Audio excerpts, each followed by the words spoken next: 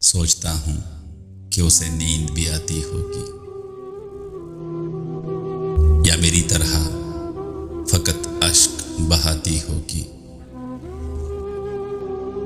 वो मेरी शक्ल, मेरा नाम भुलाने वाली, अपनी तस्वीर से क्या आंख मिलाती होगी।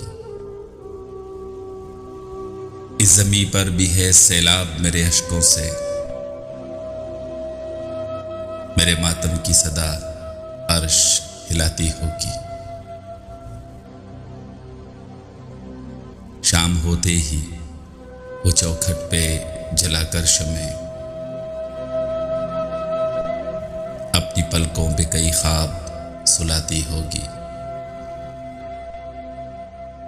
उसने सिलवा भी लिए होंगे सिया रंग लिबास,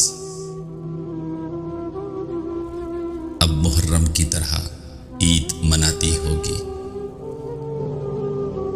मेरे तारीक ज़मानों से निकलने वाली रोशनी तुझको मेरी याद दिलाती होगी। रूप देकर मुझे इसमें किसी शहजादे का अपने बच्चों को कहानी वो सुनाती होगी। सोचता हूँ कि उसे नींद भी आती होगी।